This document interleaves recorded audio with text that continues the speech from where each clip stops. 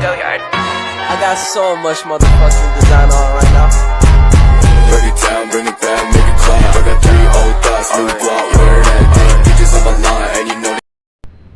Assalamualaikum warahmatullahi wabarakatuh. Salam sejahtera bagi kita. Shalom, Om Swastiastu, Nam Budaya, salam kebajikan bagi kita semua. Perkenalkan, nama saya Ahmad Sebani dan teman-teman saya ada Raudatul Jannah, Alfi Suhaila, dan Desi Ramadiana. Kami dari kelompok 6 yang akan menjelaskan mengenai dari Kota Makau. Baik, dimulai dengan sejarah dari Kota Makau. Kota Makau dapat ditelusuri kembali ke abad ke-16 ketika para penjelajah Portugis pertama kali tiba di wilayah ini pada tahun 1513. Nah, pada saat itu mereka menjadikan Makau sebagai pos perdagangan strategis di pantai selatan Tiongkok. Nah, pada tahun 1557, Portugis berhasil mendapatkan izin dari Kaisar Tiongkok untuk mendirikan pos perdagangan di semenanjung Makau. Nah, selanjutnya dengan demikian Makau menjadi pelabuhan penting dalam jalur perdagangan maritim antara Tiongkok dan dunia barat.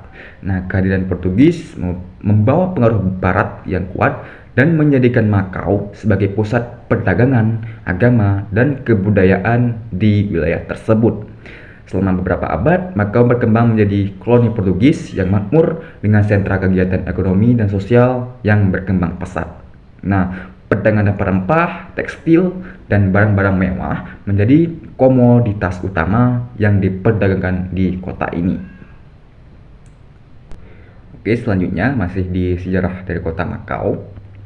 Dalam bahasa Tionghoa, nama Kota Makau dieja sebagai Aumen. Nah, Makau adalah wilayah administratif khusus atau Special Administrative Region or SIR. Nah, dari Republik Rakyat Tiongkok.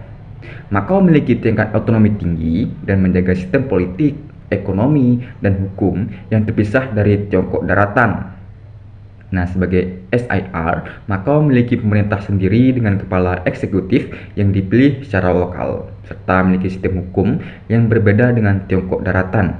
Nah, namun dalam hal kebijakan luar negeri dan pertahanan nasional, Makau masih di bawah yurisdiksi pemerintah pusat Tiongkok. Selanjutnya mengenai suku, bahasa, dan agama yang ada di Kota Makau. Mengenai suku, 93,6% Tionghoa, sekitar separuh dari seluruh orang Tionghoa di Makau lahir di luar Makau. Nah, selanjutnya 2,4% Mekanese atau orang Eropa yang menetap di Kota Makau. 4,0% orang Eropa, Filipina, Asia Tenggara lainnya seperti Indonesia, Vietnam, dan Myanmar. Nah, mengenai bahasa resminya Kota Makau Mandarin tradisional Portugis, bahasa daerahnya bahasa Kanton. Aksara resmi Hanzi tradisional, ortografi Portugis. Nah, selanjutnya mengenai agama, 58,9% populasi Makau adalah penganut agama rakyat. 17,3% Buddha, 7,2% Kristen, 1,2% agama lain yaitu termasuk Hindu, Islam, dan Yahudi. 15,4% tidak terafiliasi. Kota wisata di Makau. Makau merupakan sebuah kota yang terkenal dengan kasino klasik dan tempat terbesar perjudian di Makau. Namun, di samping sisi gelap tersebut, ada juga sisi indah yang membuat Kota Makau menjadi sebuah tempat wisata yang paling diminati oleh orang ramai. Di antaranya adalah The Venetian Macau. The Venetian Macau merupakan sebuah hotel yang memiliki resort yang paling terkenal dengan menawarkan pengalaman seperti kita berada di Venesia dengan saluran air buatan, gondola, serta replika bangunan yang memberikan sebuah ikonik Venesia. The Venetian Macau berjarak dengan jarak 1 km dari Bandara Internasional Macau. Harga hotel ini sebesar 8,2 pasaka atau mok. Yang kedua, reruntuhan St. Paul atau dikenal dengan The Ruins of Paul. The Ruins of Paul merupakan sebuah gereja yang terkenal karena kebakaran pada zaman Portugal dahulu, sehingga meninggalkan sisi depannya sisi gereja tersebut, sehingga terlihat estetik untuk dijadikan tempat spot foto. Masuk di The Ruins of Paul ini adalah gratis. Yang ketiga, Menara Makau atau Tower Makau. Tower Makau merupakan ikon kota Makau tersebut, sehingga dijuluki salah satu landmark kota Makau. Menara ini dibuka pada tanggal 19 Desember 2011, yang memiliki ketinggian sekitar 338 meter. Dari puncaknya, kita bisa melihat keindahan panorama seluruh kota Makau. Tidak hanya itu, di Tower Makau kita bisa mencoba bung jumping dari puncak yang paling atas Menara Makau. Yang keempat, Senado Square, atau dikenal dengan Alun-Alun Senado. Alun-Alun Senado terletak di area tengah semenanjung Makau, di daerah administratif khusus Makau, Cina. Alun-alun ini meliputi area seluas 3.700 meter persegi. Alun-alun diaspal di trotoar tradisional di Portugis. Selain bangunannya yang sangat bergaya Eropa, berbagai toko oleh-oleh di sekitarnya juga berdiri, sehingga menjadi daya tarik pengunjung untuk mengunjungi alun-alun Senado ini. Senado Square biasanya juga menjadi tempat pertunjukan tarian atau kembang api dan atraksi pada perayaan khusus, seperti perayaan musim semi, Hari Raya Imlek, serta Hari Raya Natal. Yang kelima, Ama Temple. Ama Temple merupakan salah satu kuil yang tertua di Makau. Kuil ini didedikasi oleh Dewi Laut Ama. Pengunjung dapat menikmati keindahan arsitektur, keindahan yang dimiliki kuil tersebut berdasarkan tradisional Tionghoa. Ama Temple terletak di wilayah Bara, di bagian barat daya kota Makau, dengan pantai Haksa di Pulau Koloane. Yang keenam, Guia Fortress merupakan salah satu ikon kita melihat kota Makau dari atas dengan menggunakan kabel car. Untuk melihat keindahan dari kota Makau, kita bisa membeli tiket kabel car dengan 1 orang 2 mok. Sampai atas kita bisa jalan-jalan ke Guia Fortress, menelusuri mercusuar putih dengan dinding yang dilukis mural warna-warni menjadi tempat Guia Fortress indah dan unik. Selanjutnya, saya akan menjelaskan tentang makanan khas kota Makau. Yang pertama ada pakwa. Jika di Indonesia terkenal dengan dendeng daging sapi, di Makau terdapat pula dendeng serupa namun terbuat dari daging babi. Kuliner ini bernama pakwa. Dendeng yang terbuat dari daging babi yang dikeringkan ini memiliki tekstur dan rasa yang berbeda. Hal ini karena babi yang digunakan berasal dari berbagai sumber. Ada yang dari peternakan dan ada juga yang berasal dari hutan. Nah, pakwa ini jelas tidak halal ya teman-teman. Yang kedua ada egg tart. Karena dulunya Makau merupakan daerah jajahan Portugis, banyak sekali makanan di kota ini yang dipengaruhi budaya negara tersebut. Salah satunya yaitu egg tart.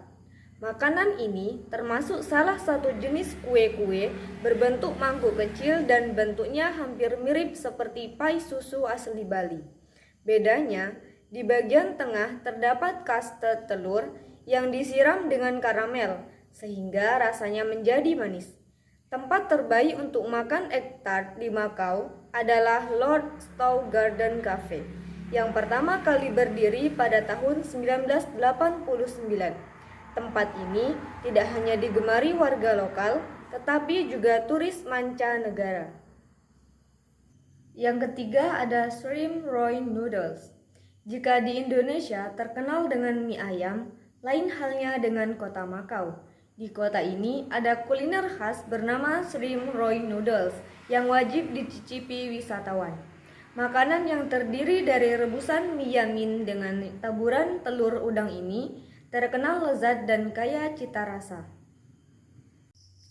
Selanjutnya ada minci atau mince. Makanan ini terbuat dari cincangan daging babi yang dibentuk seperti dadu. Selanjutnya, daging tersebut diolah dengan bumbu khusus bersamaan dengan kentang yang juga dipotong dadu. Biasanya, hidangan ini disajikan di atas seporsi nasi hangat. Nah, makanan ini tidak halal ya teman-teman. Selanjutnya, ada bubur kepiting. Bagi teman-teman pecinta seafood, jangan sampai melewatkan kuliner yang menggugah di Makau ini. Makanan khas Makau ini tidak menggunakan kepiting laut, melainkan kepiting yang berada di air tawar. Untuk mencicipi kuliner nikmat ini, teman-teman tidak akan susah mencarinya, karena ada banyak sekali tempat makan di kota ini yang menjadikan bubur kepiting sebagai menu andalannya. Selanjutnya ada dimsum. Dimsum sudah seperti makanan nasional masyarakat Makau, mengingat kebanyakan penduduknya merupakan etnis Tionghoa. Untuk penyajiannya, pihak rumah makan biasanya akan meletakkan dimsum di wadah bambu yang juga berfungsi sebagai pengukus. Saat ini ada banyak isian dimsum selain daging babi, karena mengingat banyak wisatawan muslim yang juga ingin menikmati dimsum saat berkunjung ke Makau. Nah, apabila teman-teman termasuk yang mencari dimsum non-babi, pastikan untuk mencoba hidangan ini di restoran berlogo halal, sebab di Makau ada beberapa restoran yang berlabel halal.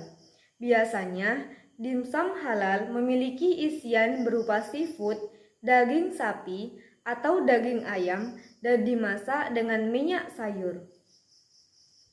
Sebagai rekomendasi, nikmati dimsum dengan cita rasa asli di Corina Pinocchio.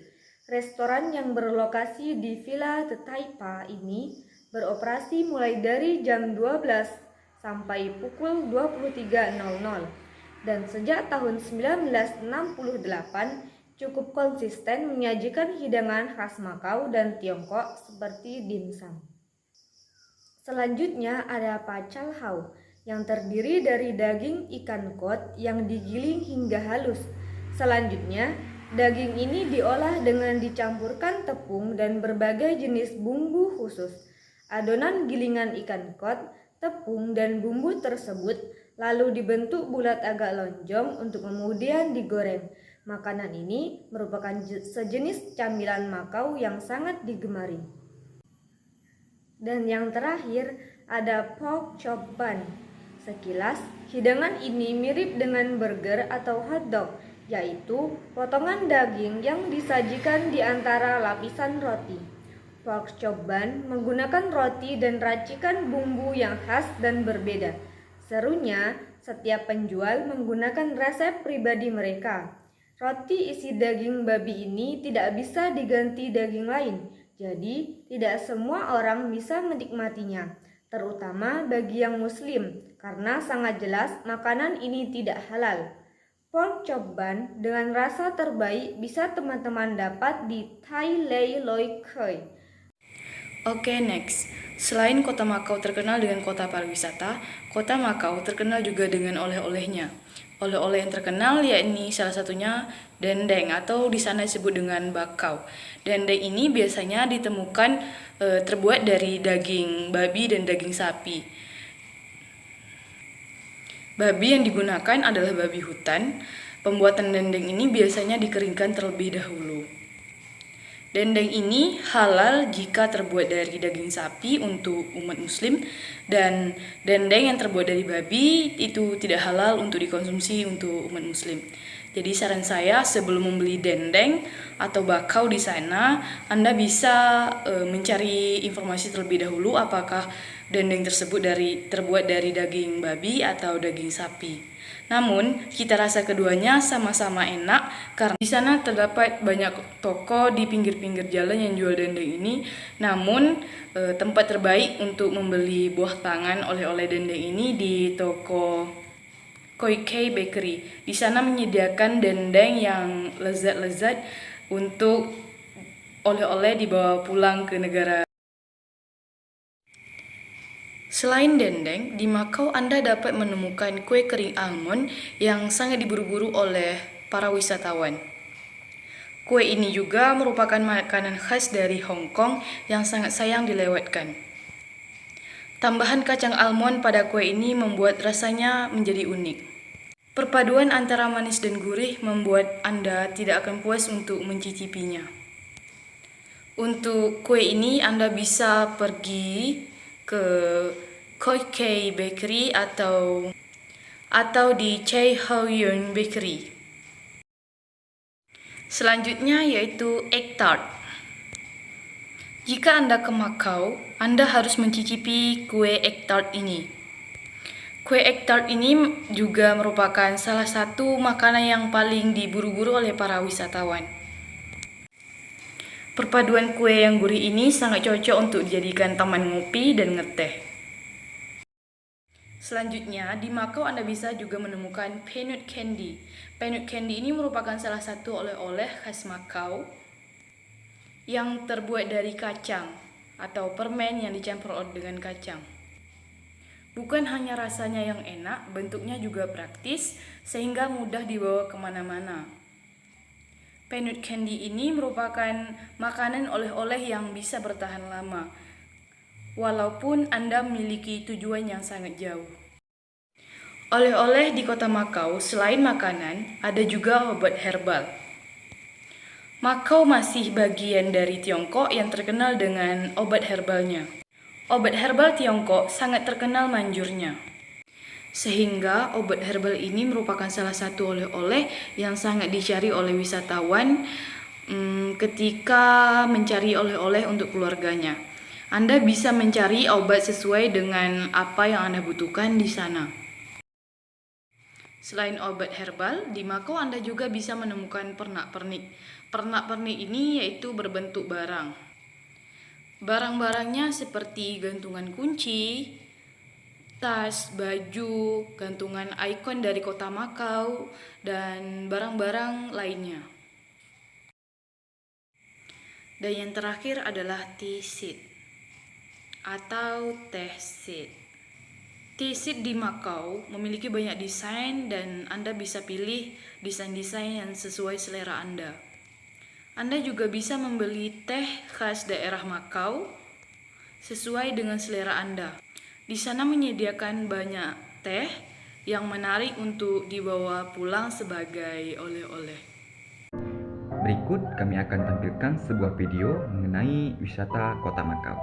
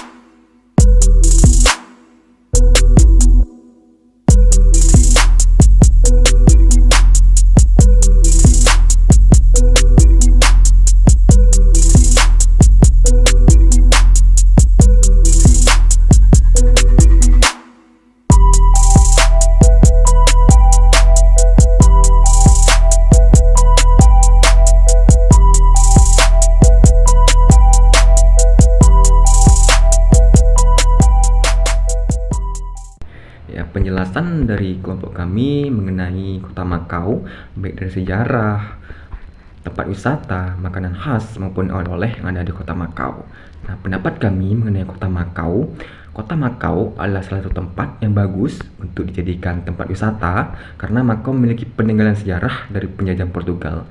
Nah, di sana kita bisa melihat perpaduan budaya timur dan budaya barat yang memiliki kombinasi unik dari budaya Cina yang kaya serta warisan budaya Portugis. Nah, Makau juga memiliki banyak sekali resort dengan pemandangan yang indah, juga spot-spot kekinian untuk anak muda. Nah, selain itu, Kota Makau juga memiliki beberapa makanan khas dan tentunya hanya akan kita jumpai di kota ini saja. Nah, yang membuat wisatawan tertarik untuk mencicipinya. Baik, itu tadi penjelasan dari kelompok kami mengenai Kota Makau dan saya akhiri. Assalamualaikum warahmatullahi wabarakatuh.